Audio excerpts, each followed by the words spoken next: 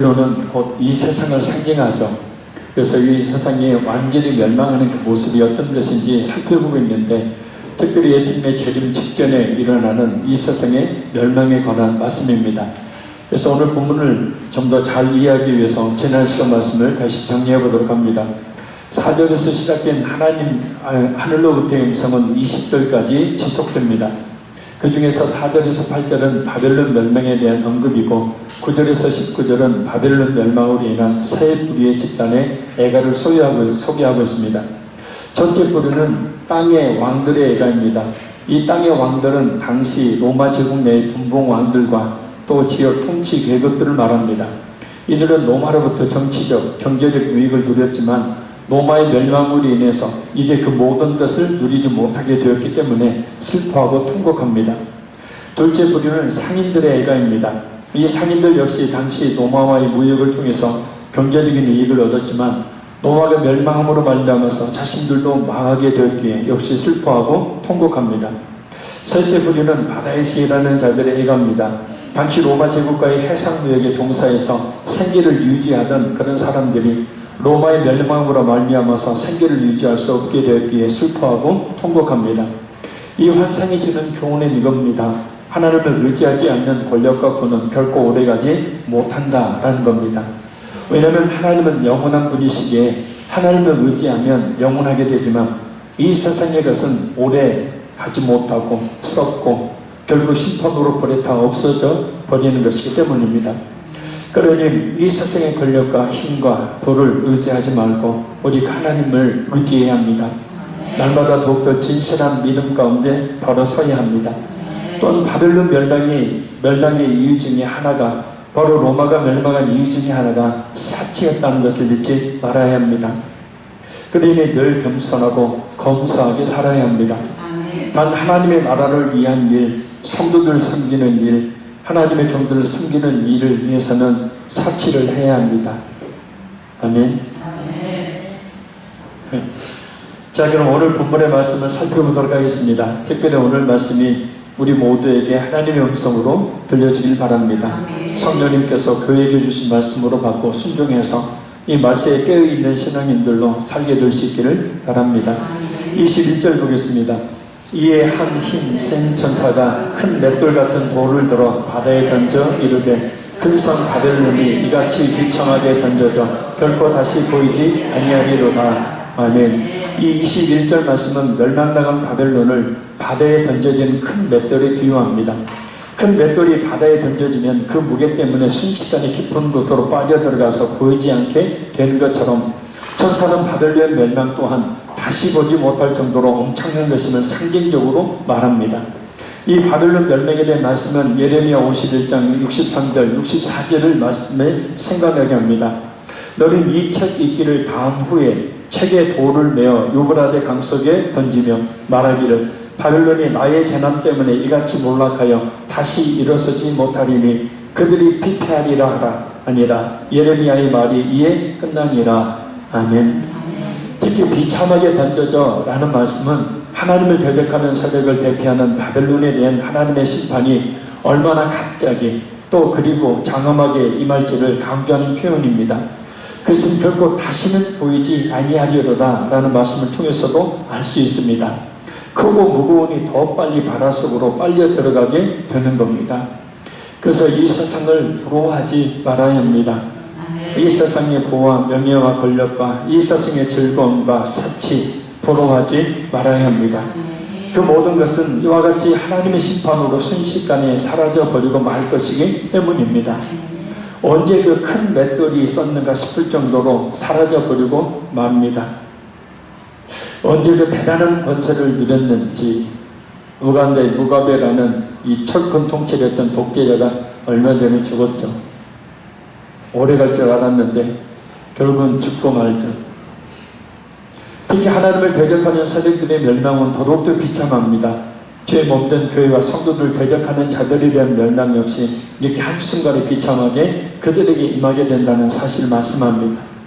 하나님께서, 영이신 하나님께서 우리에게 볼 수 있도록 세우신 그 하나님의 몸인 교회를, 그래서 우리는 사랑해야 합니다. 하나님께서 주신 시간, 물질, 건강을 주님을 위해 주의 몸된 교회를 위해서 써야 합니다. 하나님께서 전에 어떤 이유로든 죽어야 할 목숨이었죠. 우리들이 왜 살려주셨을까요? 몇 번의 죽음의 고비들을 다 우리가 넘겼지 않습니까? 왜 하나님께서 살려주셨을까요? 왜 지금까지 이렇게 살게 하시는 것일까요?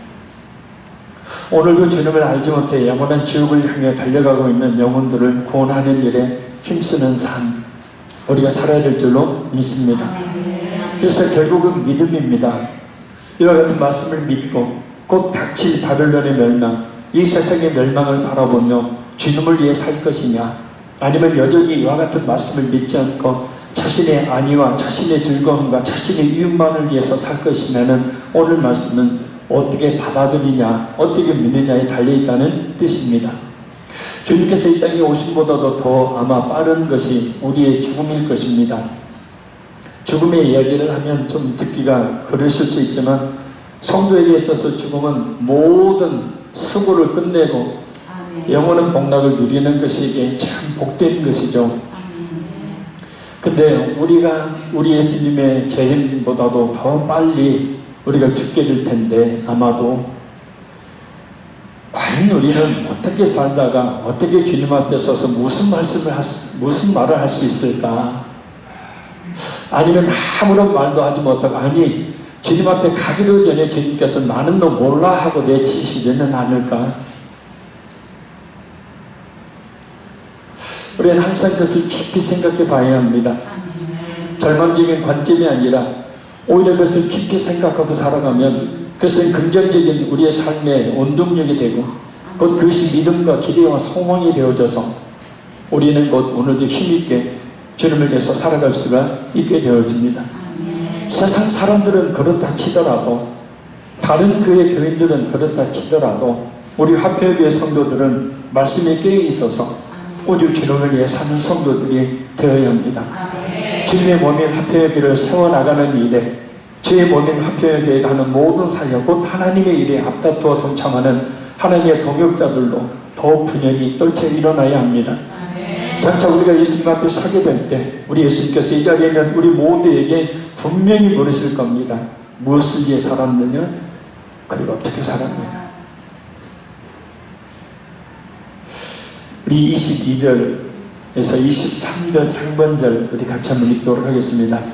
또 거무고 타는 자와 풍요하는 자와 통소 부는 자와 나팔 부는 자들의 소리가 결코 다시 내 안에서 들리지 아니하고 어떤 세공업자든지 결코 다시 내 안에서 보이지 아니하고 또 맷돌 소리가 결코 다시 내 안에서 들리지 아니하고 등불빛이 결코 다시 내 안에서 비치지 아니하고 신랑과 신부의 음성이 결코 다시 내 안에서 들리지 아니하리로다. 아멘. 22절에 23절 말씀은 예레미야 25장 10절 말씀을 떠오르게 하는 말씀입니다. 내가 그들 중에서 기뻐하는 소리와 즐거워하는 소리와 신랑의 소리와 신부의 소리와 맷돌 소리와 등불빛이 끊어지게 하리니, 이 21절에서 23절 상반절까지의 말씀은 결코 다시 아니하고 라는 표현을 사용합니다. 그래서 바벨론 심판이 심각한 참상을 말합니다. 몇 가지가 있습니다. 첫째, 거무고 타는 자와 풍요하는 자와 풍소 부는 자와 나팔 부는 자들의 소리가 결코 다시 들리지 아니하는 겁니다. 그러니까 일상생활을 밝게 해주고 기쁨을 주던 음악 소리가 들리지 않는다라는 것은 바벨론의 멸망으로 인한 도시의 황폐함에 대한 표현입니다. 세상에서 누리던 즐거움이 모두 사라져버린다라는 뜻이에요. 둘째, 어떤 세공업자든지 결코 다시 보이지 아니하는 겁니다. 이 세공업자는 기술자, 테크니션을 이야기합니다. 바벨론의 모든 세공업자, 곧 기술자가 보이지 않는다는 것은 경제 전체가 몰락했음을 의미합니다. 왜냐하면 바벨론과 로마 제국의 경제를 떠받치고 있던 기술력이 바로 이 기술자들에게서 나왔기 때문입니다. 셋째는 맷돌 소리가 결코 다시 들리지 아니하는 겁니다. 맷돌은 곡식을 가는 도구입니다. 그래서 맷돌 소리가 들리지 않는다는 것은 식량의 고갈을 말합니다. 곡식이 먹을 것이 없게 된다는 뜻입니다. 넷째, 등불빛이 결코 다시 비치지 아니하는 것입니다. 맷돌이 주로 낮에 돌리는 것이라면 등불은 밤에 보이는 것이죠. 이 등불은 각 가정을 밝혀줄 뿐만 아니라 이동하는 사람들의 거리를 밝혀주고 세공업자들이 밤늦도록 일할 수 있도록 밝혀주는 역할을 했었습니다. 그래서 등불이 비춰지지 아니한다는 것은 모든 활동이 멈춘 바벨론의 그 황폐함을 이야기합니다. 다섯째, 신랑과 신부의 음성이 결코 다시 들리지 아니하는 겁니다. 이 신랑과 신부의 음성이 들리지 않는다는 것은 인간관계의 가장 친밀한 유대감을 형성하게 하는 결혼식이 없어졌다는 거예요. 결혼식의 흥겨운 소리가 영원한 침묵으로 변하게 된다라는 사실을 말합니다. 그러니까 모든 이 세상의 기쁨과 즐거움, 모든 것들이 다 이제는 사라져 버린다. 그러나 바벨론은 더 이상 기쁨의 결혼식을 결코 볼 수 없는 반면에 교회는 그리스도의 신부가 되어서 어린 양의 영원한 기쁨의 혼인잔치의 청함을 받게 되죠. 그래서 예수님께서 재림하시는 그때 확실한 믿음을 가지고 있는 성도들은 우리의 영원한 신랑 되신 예수님과 신부가 되어서 영원한 혼인잔치, 영원한 천국잔치의 청함을 받게 된다는 겁니다. 그날 우리는 우리에게 주신 예수 그리스도를 믿는 믿음이 얼마나 영광스러운 것인지, 얼마나 엄청난 것인지 더욱더 확실하게 알게 될 것입니다. 우리에게 주신 구원이 얼마나 엄청난 기쁨을 주는 것인지 더욱더 확실하게 알게 될 것입니다. 그 영광의 기쁨은 그 어떤 것과도 바꿀 수가 없는 것이기 때문입니다. 그래서 구원이 하나님께서 주신 축복 중에 가장 큰 겁니다. 구원을 받았다면 가장 큰 축복을 이미 받은 거죠. 가장 큰 기쁨과 즐거움을 이미 얻은 것입니다. 그러니 살기에 좀 힘들고 어렵고 지쳐도 그것은 잠시뿐이지 않습니까? 영광의 그날을, 영원한 기쁨의 그날을 바라보면서 오늘 힘차게 살아가야 합니다. 그 영광과 기쁨의 혼인잔치에 참여할 날이 얼마 남지 않았기 때문입니다. 그런데 기복적인 신앙을 갖게 되어지면 이 구원의 기쁨보다도 당장 자식들이 잘 되는 것, 물질의 복을 받는 것, 또 건강해지는 것, 여러 가지 눈에 보이는 것들이 주어졌을 때 하나님의 복이 임했다라고 생각을 합니다. 그는 성경이 말하고 있는 것이 아닙니다. 큰 오산입니다. 그래서 우리에게 있어서 가장 큰 하나님 주신 축복은 뭐냐면 구원이에요. 구원. 그 천국의 영광이 어떤 것인지, 그 엄청난 천국의 영광이 어떤 것인지 우리가 장차 체험하게 될 때, 이 세상의 그 물질이라는 것이, 이 세상에 눈에 보이는 그 어떤 것이라는 것이 결국은 아무것도 아니었구나라는 사실을 아마 알게 될 것입니다. 그래서 우리가 교회를 통해서, 말씀을 통해서 이 세상에서 그 영원한 천국의 그 영광이 어떤 것인지를 우리가 확실히 깨닫고 믿어야 합니다. 할렐루야.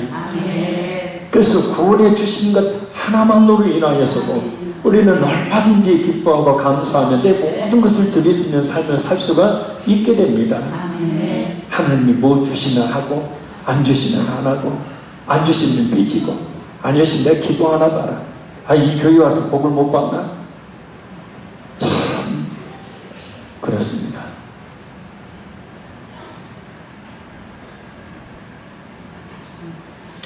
그러니까 교회가 오전 말씀처럼 세속주의가 되고 물질 만능주의가 되고 기복적인 그런 영상을 갈수록 띄기 때문에 그렇게 됩니다. 갈수록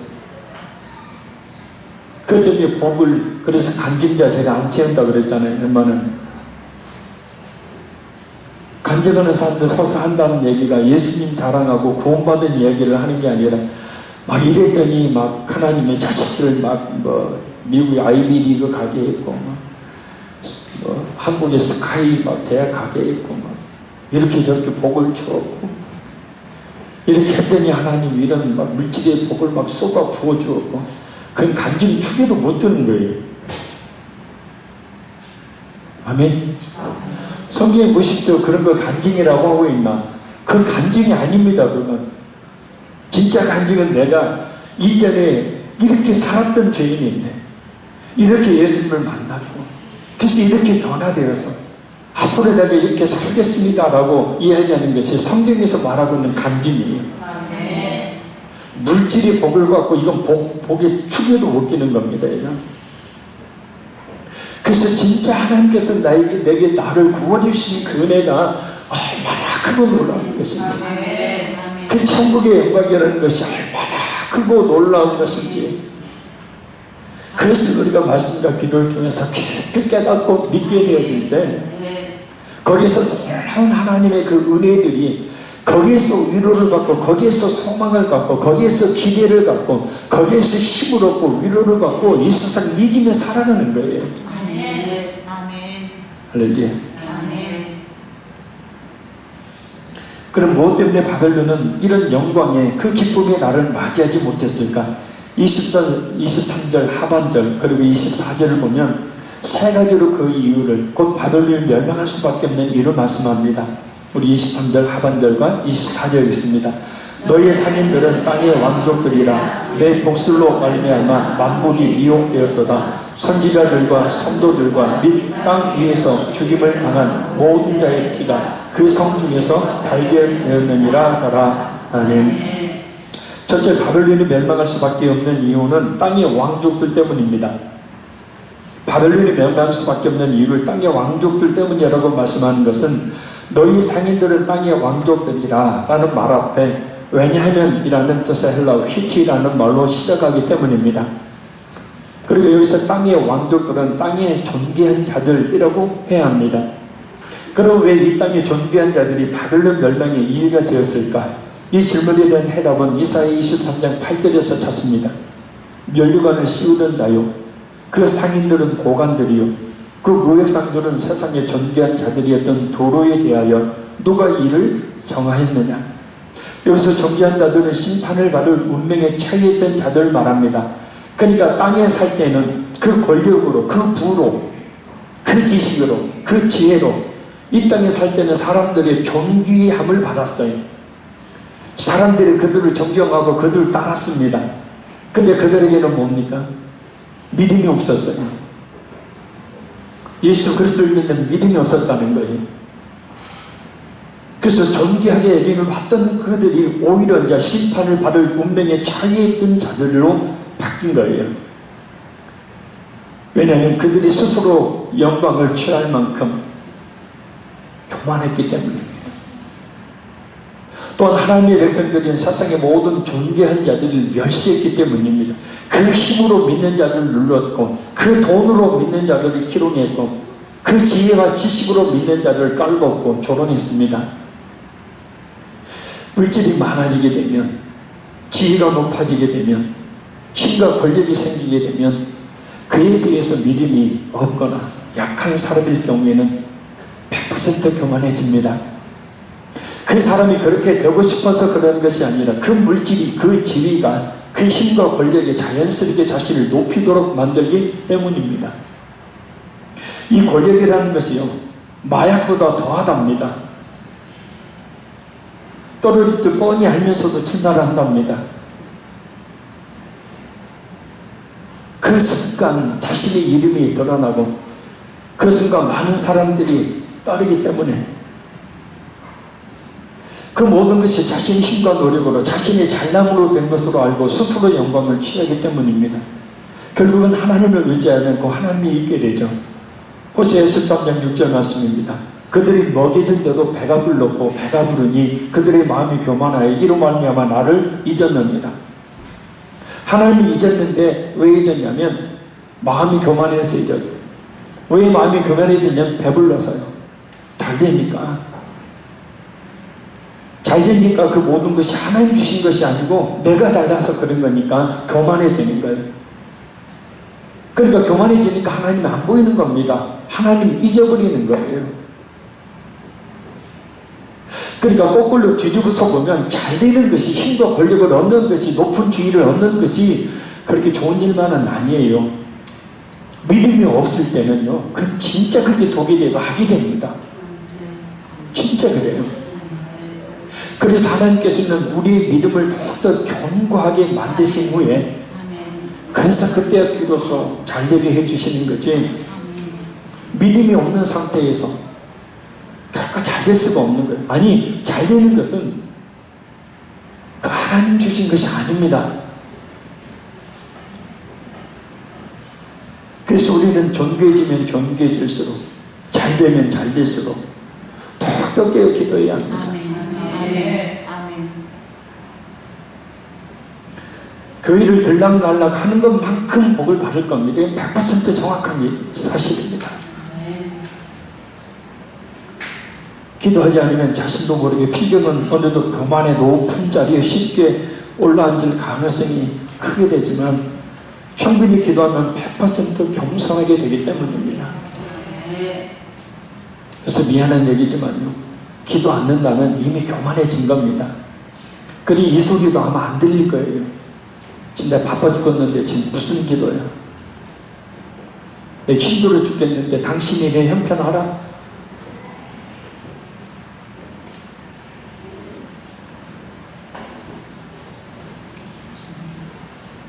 그래서 여러분, 교만은 내가 나 교만해져야지 한다고 되는 게 아니고요, 그냥 가만히 있으면 교만해져요.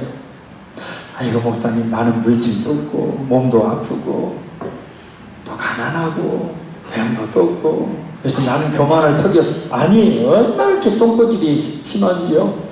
그게 교만입니다. 오히려 그런 사람들을 보면 더 교만한 경우가 많아요. 그래서 우리 날마다 성경 말씀처럼 우리의 마음을, 심령을 어떻게 해요? 기경 갈아엎어야 한다. 말씀과 기도.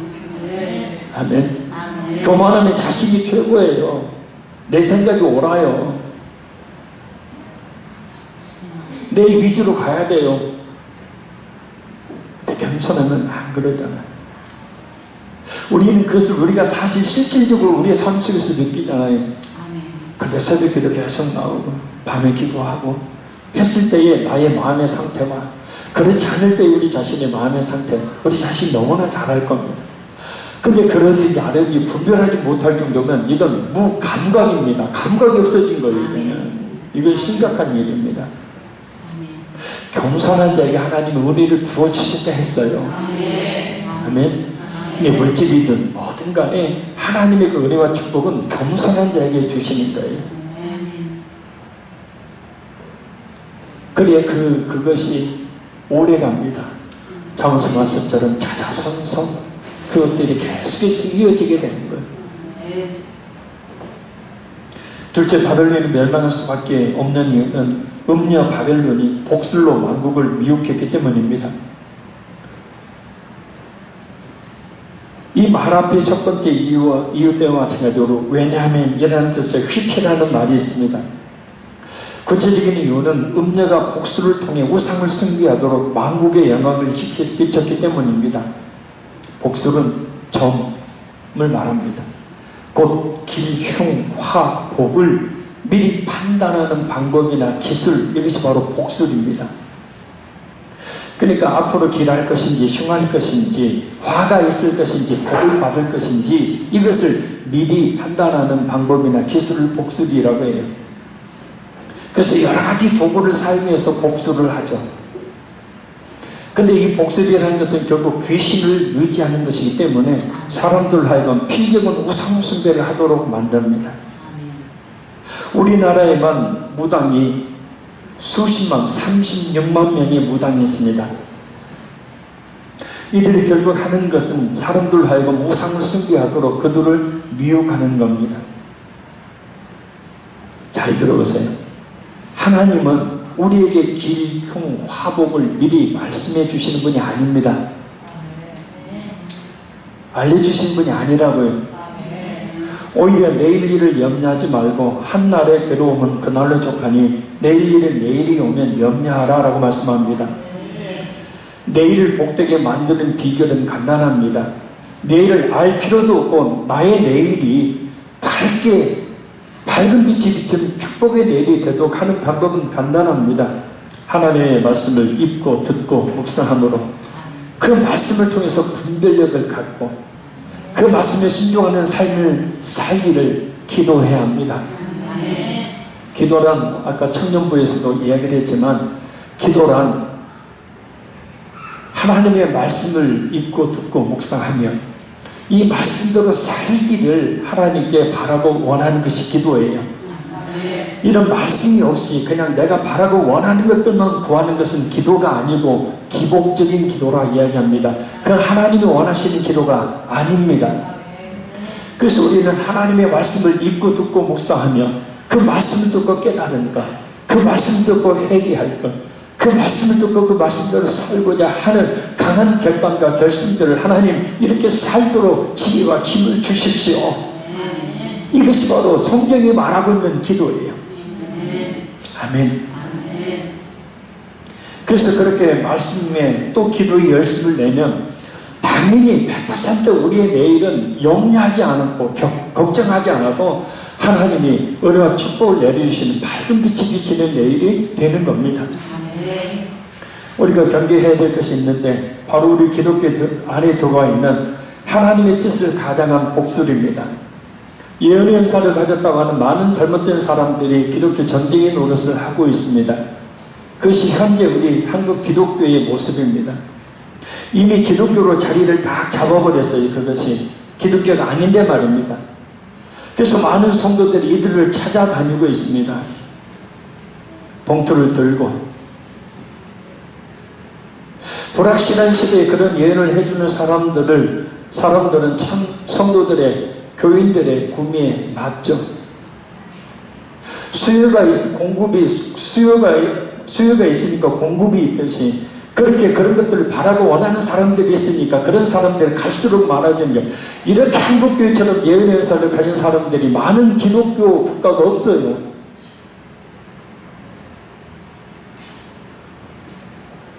그런 사람들이 있는 교회의 교인 수는 갈수록 늘어납니다. 이것은 사람들의 마음을 미혹하는 거죠. 잘 보세요. 잘 들으세요. 하나님 앞에 스스로 서야 될 성도를 자신 앞에 서버리게 만드는 자신이 우상이 되는 아주 이건 잘못된 행위. 아멘. 그 사람을 하여금 하나님을 만나도록 이끌어줘야 되는데 그게 아니라 자신이 중간에 중보자 역할을 하는 거예요. 하나님이 이러래 저러래. 언제 하나님이 그러래 저러래. 우리가 버려야 될 사모임심적인 잘못된 신앙의 형태. 성경에서 곧 고린도전서 13장 14장에서 예언에 대해서 나오죠. 그 예언이 있잖아요. 목사님. 어떤 신학대학교 교수님이 그런 얘기를 저한테 해서 제가 성경적으로 반박을 했습니다. 그 예언은 그런 예언이 아닙니다. 개인의 앞날을 위한 예언이 아니라 이 고린도전서에 성경에 나와 있는 예언이란 교회를 향한 하나님의 말씀이었어요. 이스라엘 백성 전체를 향한 하나님의 말씀이었어요. 아멘. 하도 깨닫지를 못하니까 앞으로 너희들이 이렇게 살면 이렇게 될 것이라는 예언의 대부분의 내용이 뭐였냐면 죄에 대한 회개의 촉구와 하나님의 심판에 대한 말씀이었어요. 예언이. 축복은 별로 없었습니다. 근데 축복도 있었죠. 왜요? 회개하고 돌이키기. 회개하고 신앙을 회복하면 그때 하나님께서 사막에 강을 내고 사막에 강물을 내듯이 하나님께서 복을 내려주신다라는 그런 예언이 있어요. 우리의 내일은 오직 하나님만이 하십니다. 아멘. 우리가 하나님의 말씀에 순종하는 삶을 살 때 우리의 내일은 밝게 그 빛을 우리에게 비춰주는 거예요. 그러니 내일 일을 알라 하지 말아야 합니다. 오직 하루하루 성경 말씀대로 순종하는 삶을 살기를 힘쓰면 그럼 하나님께서 우리를 인도해 주십니다. 하지 말아야 할 것은 가지 말아야 될 것은 하나님이 막아주십니다. 바벨론의 멸망의 이유 중에 하나가 이 복술이었다는 사실을 결코 잊지 말아야 합니다. 아멘. 아이러니하게도 그렇게 복술이 횡행했지만 그들은 자신들의 앞길을 알지 못하고 멸망을 당했어요. 그렇게 복술이 맞는 거였고 그 복술이 진짜 하나님께로부터 비롯된 것이었다면 바벨론은 그리스도를 듣고 깨닫고 멸망을 당하지 않아야 되죠. 그 길을 가지 말아야 되죠. 근데 그들은 멸망을 당합니다. 대부분 예언이란 따끔한 교훈이나 심판이 아니라 평안과 축복과 성공에 대한 것이기 때문에 듣기 좋은 소리 해주는 겁니다. 그것이 예언이에요. 근데 성경에서 말씀하는 예언은 그게 아닙니다. 회개하라는 거예요. 아멘. 아멘. 왜? 대부분의 모든 사람들이 잘못 살고 있기 때문에 하나님 앞에 의로운 척은 하지만 하나님께 진정한 의인으로 사는 사람은 그렇게 많지 않기 때문에 아직 극소수일 뿐이기 때문에 그래서 필요한 것은 뭐예요? 잘못된 삶에 대한 하나님의 말씀의 교훈이 징계가 필요한 거죠. 그래서 이렇게 살다가는 분명히 하나님이 심판한다. 너 그러니까 빨리 돌이켜. 바른 신앙을 회복해야 돼. 그렇게 교만하면 하나님이 진짜 교만은 멸망의 선봉이 서는 거야. 이렇게 하는 것이 성경이 말씀하고 있는 예언이었어요. 그런데 다 요즘의 예언뿐만 아니라 구약시대의 예언도 다 뭐였습니까? 평안이에요. 잘 될 거라. 재앙이 없을 거라. 어제 해가 떴듯이 오늘도 해가 뜰 것이고 내일도 해가 뜰 것이다. 하나님이 너를 축복해 주실 것이다. 그 속에 온갖 죄악들은 다 그대로 놔둔 채 하나님의 축복만 외치고 평안만 외치니 그게 무슨 예언입니까? 오히려 그 예언들이라는 것, 그 사람을 망치는 길로 데려간다는 겁니다. 제 말이 아니죠. 우리 예레미야 찾아봅니다. 예레미야 14장 14절 다 찾아봐요. 예레미야 14장 14절.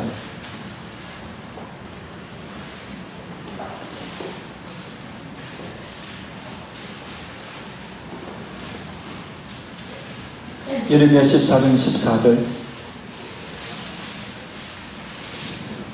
구약성경 1073쪽입니다. 1073쪽. 같이 있습니다. 여호와께서 내게 이르시되 선지자들이 내 이름으로 거짓 예언을 하도다. 나는 그들을 보내지 아니하였고 그들에게 명령하거나 이르지 아니하였거늘 그들이 거짓 계시와 점술과 헛된 것과 자기 마음의 거짓으로 너희에게 예언하는도다. 자, 23장 예레미야 23장 16절 17절 찾아봅니다. 거기 잠깐 펴놓으십시오. 예레미야 23장 16절 17절 같이 있습니다. 만군의 여호와께서 이와 같이 말씀하시되 너희에게 예언하는 선지자들의 말을 듣지 말라. 그들은 너희에게 헛된 것을 가르치나니 그들이 말하는 묵시는 자기 마음으로 말미암는 것이요 여호와의 입에서 나오는 것이 아니니라. 항상 그들이 나를 멸시하는 자에게 이르기를 너희가 평안하리라 여호와의 말씀이니라 하며 또 자기 마음이 완악한 대로 행하는 모든 사람에게 이르기를 재앙이 너희에게 임하지 아니하리라 하였느니라. 아멘. 예언자들의 대부분의 특징은 하나님은 그렇게 예언의 은사를 주신 분이 아니기 때문에 자기 마음에서 나오는 것이. 그리고 하나님을 멸시하는 자에게는 어떤 예언을 해야 합니까? 하나님을 멸시하는 그 사람이 있어요. 어떻게 해야 돼요? 너 하나님 멸시하다 죽는 수가 있다. 회개해. 하나님 무서운 줄 알아. 이렇게 해야 되는데 어디 예언기도 받으려면 그런 얘기 해주던가요? 어떻게? 평안하리라. 또 자기 마음이 완악한 대로 행하는 모든 사람에게, 자기 고집대로 행하는 사람에게, 하나님 말씀이고 뭐고냐 고집불통으로 행하는 사람에게 이르기를, 그 사람에게 이르기를 어떻게 이야기합니까? 빨리 깨닫고 돌이켜야 한다. 그죠? 하나님 뜻이 무엇인지 분별하고 그 하나님의 뜻대로 살아야 된다라고 그렇게 예언을 해줘야죠. 근데 어떻게 해요?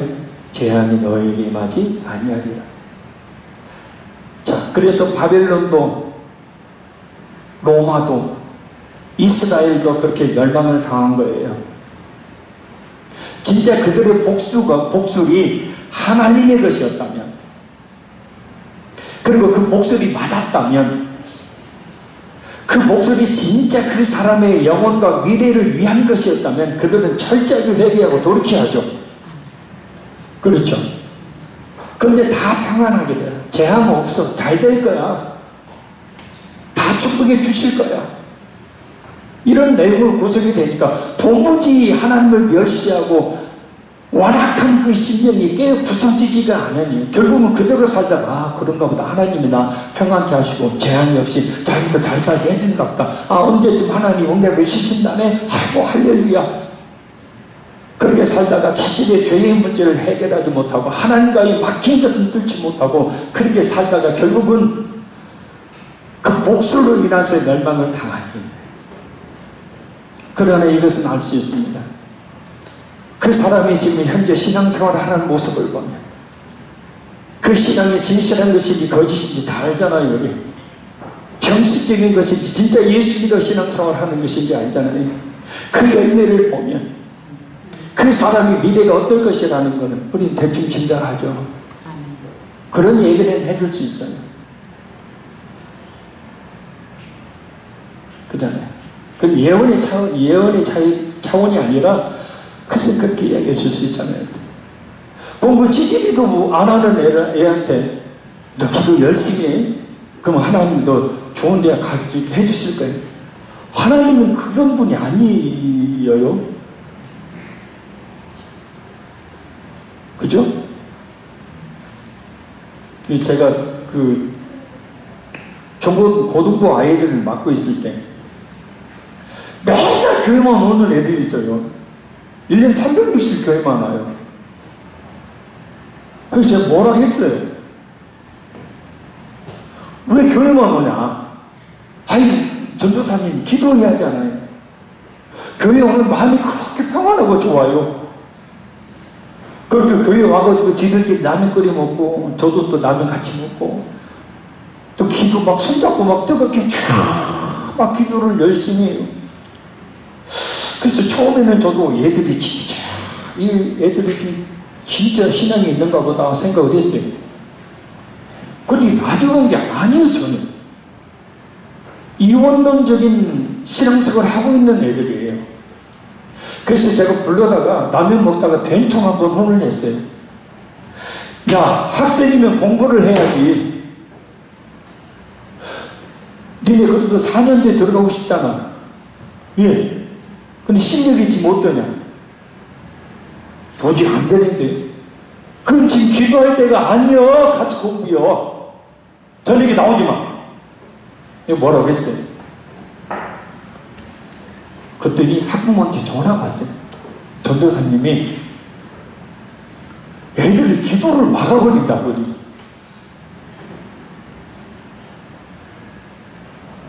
그건 기복쟁이가 아니에요. 노력은 하지 않으면서 잘되게 해달라고 하는 건 이건 하나님 진짜 싫어하는 거예요. 그거. 아멘? 그래서 그때부터 애들 밤에 오는 거 못 오게 하고 공부시켰어요. 주일 낮에만 와라. 주일 오전에 고등부 예배만 와라. 그리고 각자 집에서 학교에서 기도해라. 그리고 제가 맡고 있을 때 거의 대부분 다 4년대 들어갔습니다. 4년대 대학 다 들어갔어요. 우리에게도 기복적인 것이 많습니다.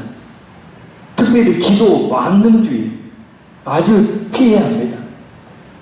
근데 진짜 기도는 그렇게 기도를 우상 삼지 않습니다. 삶 속에서 기도한 만큼 살아가요. 그때 기도가 진짜 기도가 되는 것이고 하나님 기뻐하시는 기도가 되는 거예요. 아멘. 오늘 우리가 살고 있는 시대 마찬가지예요. 시대가 발전하면 발전할수록 더욱더 이 복술이 많아집니다. 기독교 안에 그와 같은 것들이 많아져요. 좋은 권면이나 충고 해주십시오. 그러나 미래를 좌우려고 하지 마십시오. 그리고 진짜 그 사람의 미래가 밝기를 바란다면 따끔한 충고, 권면을 해야 합니다. 듣든지 말든지. 그리고 그러니 이제는 우리 자신을 먼저 잘 살펴야 합니다. 그런 말 할 자격이나 있는지.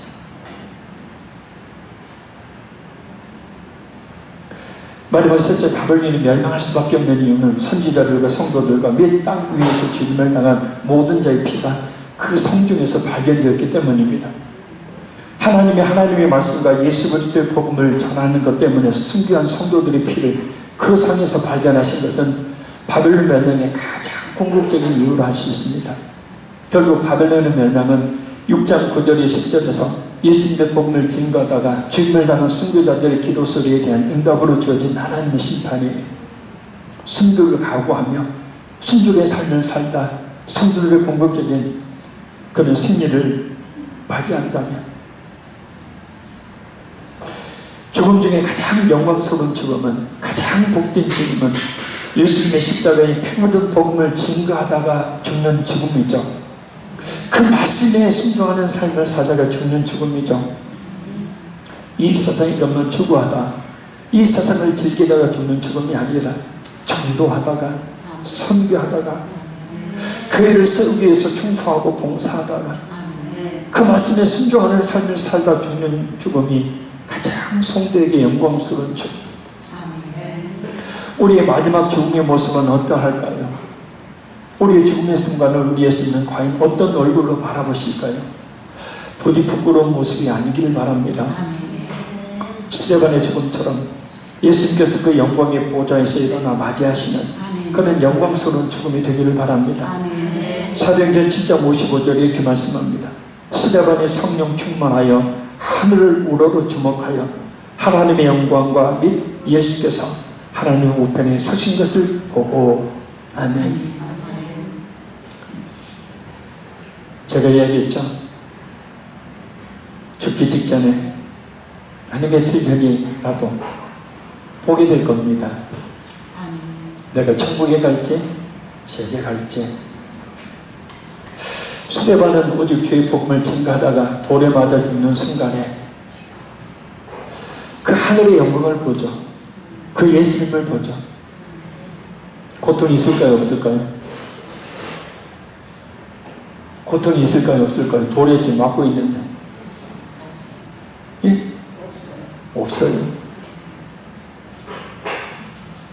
하나님의 영광을 보는 순간 모든 고통은 다 사라져버리죠. 그래서 환하게 웃는 성령 충만한 얼굴로 하나님의 보좌와 그 보좌 위에 일어서신 자신을 바라보고 계신 그 예수님을 스데반은 복격을 합니다.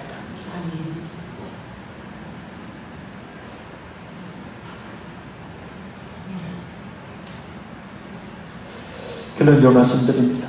바벨론과 로마 곧 이 세상은 바다에 떨어진 큰 맷돌과 같이 결국 예수님의 재림 직전 멸망을 당합니다. 그들에게 임한 심판은 그들의 기쁨과 경제와 먹을 것과 모든 활동과 즐거움을 다시 넣게 하는 비참한 심판입니다. 그러니 우리 모두 이 세상의 부와 명예와 권력과 즐거움과 산치를 부러워하지 말아야 합니다. 오직 영이신 하나님께서 우리에게 볼 수 있도록 세우신 그 예수님의 몸인 교회를 사랑해야 하고, 주님께서 주님의 나라를 위하여 주의 몸된 교회를 세우는 일을 위하여 우리 모든 것들을 헌신하라 말씀하시니 헌신하시는 은혜가 있기를 간절히 소원합니다. 무엇보다 오늘도 주님을 알지 못해 영원한 지옥을 향해 달려가고 있는 영혼들을 구원하는 일들을 위해서 우리가 힘써 헌신해야 될 줄로 믿습니다. 바벨론이 멸망할 수밖에 없었던 첫 번째 이유는 땅의 존귀한 자들이 스스로 영광을 취한 교만 때문입니다. 그러니 물질이 많아지게 되면, 일이 잘 되게 되어지면, 지위가 높아지게 되면, 힘과 권력이 생기게 되어지면 사람이란 교만하게 되기 쉬우니 교만하지 않도록 늘 말씀을 통해 분별하고 늘 깨어 자기 자신을 복종시켜야 될 줄로 믿습니다. 두 번째, 바벨론이 멸망할 수밖에 없는 이유는 복술입니다. 만국을 미혹했다. 얼마만큼 그 복술이 이 바벨론의 로마에 퍼져 있었는지 알 수 있습니다. 그러니 내일 일을 알려고 점치는 것을, 탐심과 우상숭배를 버리고 또한 경계해야 합니다. 늘 기도함으로 우리 자신의 내일을 하나님께 맡겨야 합니다. 오늘 열심히 기도하고요, 또 오늘 열심히 삶의 현장에서 살면 당연히 안 될 일도 되고요, 하나님이 당연히 우리 앞길을 밝게 비춰주십니다. 바벨론이 멸망할 수밖에 없는 세 번째 이유는 그들의 선지자들과 성도를 죽였기 때문입니다. 죽음 중에 가장 영광스러운 죽음, 예수님의 십자가의 피 묻은 복음을 증거하다가 죽는 것. 그 말씀에 순종하는 삶을 살다가 죽는 것입니다. 특별히 선지자들과 성도들을 죽였다 대적하는 일이 없기를 바랍니다. 슬반처럼 예수님께서 그 영광의 보좌에서 일어나셔서 맞이하시는 그런 죽음이 장차 우리 모두에게 있으시기를 간절히 소원합니다.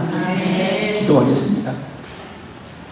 살아계신 아버지 하나님, 우리 주님의 재정과 함께 이 세상의 모든 것들이 결국은 비참한 심판 아래 불에 타버리고 아무것도 아닌 것이 됨을 봅니다. 주님, 이 세상에서 살되 우리에게 모든 주신 것들을 주님 나라를 위해서 제 몸된 귀를 살는 일을 위해서 드리게 도와주시고, 아직도 주님을 알지 못해 영원한 지옥을 향해 달려보는 영혼들을 구원하는 일을 위해 힘쓰는 우리 모두가 되게 도와주시기를 간절히 소원합니다. 물질이 많아지거나 일이 잘 되거나 지위가 높아지거나 힘과 권력이 생기면 삶의 사람이란 교만의 자리에 앉기 쉽사오니, 교만하지 않도록 늘 말씀을 통해서 기도를 통해서 우리 자신을 적정시키고 겸손자가 되어져서 겸손자에게 주시는 하나님의 충만한 은혜와 복을 받게 도우시기를 간절히 소원합니다. 바벨론의 멸망의 이유 중 하나가 복술이었습니다. 내일을 알려고 젖히는 것을, 그 탐심과 우상 숭배를 버리고 경계해야 할 줄 믿습니다. 주님, 우리의 내일을 기도함으로 다 하나님께 맡기며 오늘 최선을 다해서 땀 흘려 힘있게 일함으로 우리 스스로 내일을 밝게 열어갈 수 있는 성경적인 그리스도인들 되게 도우시기를 간절히 원합니다. 예수님의 복음을 증거하다가 죽는 죽음이 가장 하나님이 기뻐하시는 영광스러운 죽음인 줄 믿사오니, 주의 우리도 주의 나라를 위해 주의 몸된 교회를 세우는 일을 위해 그 말씀에 순종하는 삶을 살다가 죽어 우리 스데반처럼 예수님께서 그 영광의 보좌에 일어나셔서 맞이하시는 영광의 은혜가 있게 도우시기를 간절히 원합니다. 주님, 우리에게 주어진 시간이 얼마나 길까요? 몇십 년이 될까요? 몇 년일까요? 아니면 몇 달, 며칠일까요? 시간이 중요한 것이 아니라 오늘 하루를 어떻게 하면 우리의 주의 영광에서 살 것인지를 고민하며 오늘도 그 주님의 귀하신 뜻을 이루어가는 삶을 사는 진짜 그리스도인들 될 수 있도록 도우시기를 간절히 원합니다. 주님, 이 자리에 있는 한국의 모든 성도 한 사람 한 사람을 주님께서 그 보좌에 일어나셔서 그 품에 안아주시는 영광 허락해 주시기를 원합니다. 그 영광 얻도록 이 세상에서 주님 부르시는 그날까지 주님 바라보며 주님을 위해 살아갈 수 있는 우리 모든 성도들에게 함께하여 주옵소서. 믿사오며 예수님 이름으로 기도합나이다. 아멘.